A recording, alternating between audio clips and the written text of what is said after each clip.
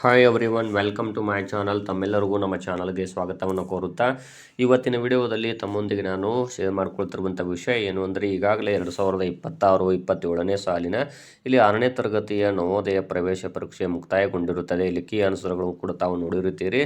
ಹಾಗಾದರೆ ಇಲ್ಲಿ ನವೋದಯ ಪ್ರವೇಶ ಪರೀಕ್ಷೆಯ ನಂತರ ಇಲ್ಲಿ ಸೆಲೆಕ್ಷನ್ ಲಿಸ್ಟ್ ಯಾವ ರೀತಿ ನಡೆಯುತ್ತದೆ, ಯಾವ ರೀತಿಯ ಪ್ರಕ್ರಿಯೆ ಇರುತ್ತದೆ ಅನ್ನೋದನ್ನು ತಮಗೆ ಸಿಂಪಲ್ಲಾಗಿ ಹೇಳ್ತಾ ಹೋಗ್ತೀನಿ, ತಾವು ಕೂಡ ವೀಕ್ಷಿಸ್ಬೋದು. ಇಲ್ಲಿ ಪ್ರತಿ ಜಿಲ್ಲೆಗೆ 80 ಸೀಟುಗಳು ಮಾತ್ರ ಇರುತ್ತವೆ.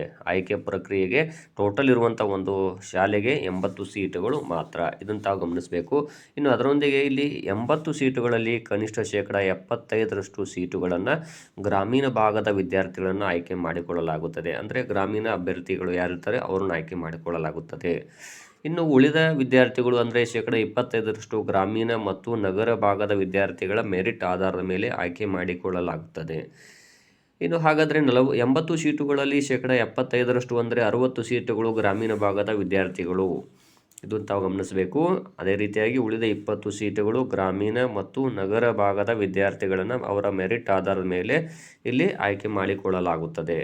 ಹಾಗಾದರೆ ಮೀಸಲಾತಿಯ ಪ್ರಕಾರ ಒಟ್ಟು 80 ಸೀಟುಗಳನ್ನು ನೋಡ್ತಾ ಹೋದಾಗ ಪರಿಶಿಷ್ಟ ಜಾತಿ 12, ಪರಿಶಿಷ್ಟ ಪಂಗಡ 6, ಇಲ್ಲಿ OBC 22 ಹಾಗೂ ಟೋಟಲ್ 40 ಸೀಟುಗಳು ಅಂತ ಹೇಳಿದ್ದಾರೆ. ಇನ್ನು ಇಲ್ಲಿ ಪರಿಶಿಷ್ಟ ಜಾತಿ ಮತ್ತು ಪರಿಶಿಷ್ಟ ಪಂಗಡದ ವಿದ್ಯಾರ್ಥಿಗಳಲ್ಲಿ ಇಲ್ಲಿ ಪರಿಶಿಷ್ಟ ಜಾತಿ 12 ಅಂತ ಹೇಳಿದ್ದೀನಿ ಮತ್ತು ಇಲ್ಲಿ ST 6 ಅಂತ ಹೇಳಿದ್ದೆ. ಆದರೆ ಇಲ್ಲಿ ಒಂದು ನಿಯಮ ಒಂದಿದೆ, ಏನು ಅಂದರೆ ಆಯಾ ಜಿಲ್ಲೆಯ ಜನಸಂಖ್ಯೆ ಆಧಾರದ ಮೇಲೆ ಸೀಟುಗಳು ಹೆಚ್ಚು ಆಗ್ಬೋದು, 1, 2, ಇದನ್ನು ತಾವು ಗಮನಿಸಬೇಕು. ಇನ್ನು ಉಳಿದ 40 ಸೀಟುಗಳು ಗ್ರಾಮೀಣ ಮತ್ತು ನಗರ ಭಾಗದ ಮೆರಿಟ್ ಆಧಾರದ ಮೇಲೆ ಆಯ್ಕೆ ಮಾಡಿಕೊಳ್ಳಲಾಗುತ್ತದೆ.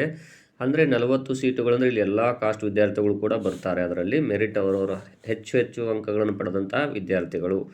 ಇನ್ನು 80 ಸೀಟುಗಳಲ್ಲಿ ಮಹಿಳಾ ಅಭ್ಯರ್ಥಿಗಳು, ಇದರಲ್ಲಿ 27 ಸೀಟ್ ಅವರು ಕಡ್ಡಾಯವಾಗಿದ್ದೇ ಇರ್ತದೆ, ಅಂದರೆ 3ನೇ ಒಂದು ಭಾಗ. 80 ಸೀಟುಗಳಲ್ಲಿ 3 ಸೀಟುಗಳು ವಿಶೇಷ ಚೇತನ ವಿದ್ಯಾರ್ಥಿಗಳಿಗೆ ಇಲ್ಲಿ ಮೀಸಲು ಇಡಲಾಗುತ್ತದೆ. ಹಾಗಾದರೆ ಇಲ್ಲಿ ಇಷ್ಟು ಸೀಟುಗಳನ್ನು ತಾವು ನೋಡಿದರೆ ಇಲ್ಲಿ ಆಯ್ಕೆಯ ಪ್ರಕ್ರಿಯೆ ಬಗ್ಗೆ ತಮಗೆ ಗೊತ್ತಿರುವಂಥ ಒಂದು ಇನ್ಫಾರ್ಮೇಷನ್ ಏನು ಅಂತ ಈಗ ನಿಮ್ಗೆ ಗೊತ್ತಾಯಿತು. ಟೋಟಲ್ 80 ಸೀಟುಗಳಿದಾವೆ ಅಂದಾಗ ಇದೇ ರೀತಿಯಾದಂತಹ ಸೆಲೆಕ್ಷನ್ನು ಅಲ್ಲಿ ನಡೆಯುತ್ತದೆ. ಇನ್ನು ನಾನು ನಿನ್ನೆ ಬಿಟ್ಟಂತಹ ಒಂದು ಕಟ್ ಆಫ್ ಮಾರ್ಕ್ಸ್ ಕಳೆದ ವರ್ಷದ ನೋಡಿದ್ರಲ್ಲ, ಅದರಲ್ಲಿ ರೂರಲ್ OBC ಅಂತಿದೆ. ಅಂದರೆ 75% ಗ್ರಾಮೀಣ ಭಾಗದ ವಿದ್ಯಾರ್ಥಿಗಳನ್ನ ಆಯ್ಕೆ ಮಾಡ್ತಾರೆ. ಅಲ್ಲಿ ಎಲ್ಲ ಕಾಸ್ಟ್ನ ವಿದ್ಯಾರ್ಥಿಗಳು ಬರ್ತಾರೆ.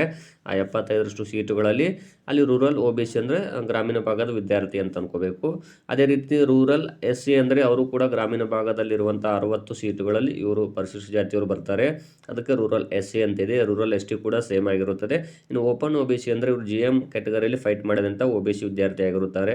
ಅದೇ ರೀತಿ ಓಪನ್ SC ಅಂದರೆ ಇವರು ಕೂಡ GM ಅಲ್ಲಿ ಫೈಟ್ ಮಾಡಿರುವಂತಹ ಪರಿಶಿಷ್ಟ ಜಾತಿ ವಿದ್ಯಾರ್ಥಿಗಳು. ಇನ್ನು ಡಿಸೇಬಲ್ ಕೋಟಾ 3 ಸೀಟುಗಳಿದಾವೆ ಅಂತ ಹೇಳಿದ್ದೆ, ಅವರಿಗೆ ಇದು ಮೀಸಲಿರ್ತವೆ 3 ಸೀಟುಗಳು. ಇನ್ನು ಓಪನ್ ಅರ್ಬನ್ ಅಂದರೆ ಇವರು ಕೂಡ ನಾನು ಆಗಲೇ ಹೇಳಿದಾಗೆ ಗ್ರಾಮೀಣ ಮತ್ತು ನಗರ ಭಾಗದ ವಿದ್ಯಾರ್ಥಿಗಳಿಗೆ 25% ಮೀಸಲಿದಾವೆ ಅಂತ ಹೇಳಿದ್ದಿಲ್ಲ, ಅದರಲ್ಲಿ ಇವರು ಫೈಟ್ ಮಾಡಿದ್ದು, ಇವರು ಹೆಚ್ಚು ಅಂಕಗಳನ್ನು ಪಡೆದುಕೊಂಡು GM ಅಲ್ಲಿ ಸೆಲೆಕ್ಟ್ ಆಗಿರುತ್ತಾರೆ. ಇನ್ನು ರೂರಲ್ ಅರ್ಬನ್ ಅಂತಿದೆಯಲ್ಲ, ಇದು ಗ್ರಾಮೀಣ ಮತ್ತು ನಗರ ಭಾಗದ ವಿದ್ಯಾರ್ಥಿಗಳಿಂದ ಕೆಲವರನ್ನು ಆಯ್ಕೆ ಮಾಡಲಾಗುತ್ತೆ. ಇದರಲ್ಲಿ ಹೈಯೆಸ್ಟ್ ಅಂಕ ಪಡೆದಂಥವರು. ಹಾಗಾಗಿ ಇಲ್ಲಿ ಕೂಡ ರೂರಲ್ ಅರ್ಬನ್ ಅಂತೇಳಿ ಇರುತ್ತದೆ. ಅದು ಸಪರೇಟ್ ಆದಂತಹ ಮೀಸಲಾತಿ ಇಲ್ಲಿ ಇರುತ್ತದೆ. ಇನ್ನು ರೂರಲ್ OBC, ಪರಿಶಿಷ್ಟ ಜಾತಿ, ಪರಿಶಿಷ್ಟ ಪಂಗಡ ಹಾಗೂ ಓಪನ್ SC, ಓಪನ್ ST ಇವೆಲ್ಲವೂ ಕೂಡ ಹೈಯೆಸ್ಟ್ ಅಂಕ ಪಡೆದಂತೂ GM ಅಲ್ಲಿ ಸೆಲೆಕ್ಟ್ ಆದಂತಹ ವಿದ್ಯಾರ್ಥಿಗಳು ಅನ್ಕೋಬೇಕು ತಾವುಗಳು.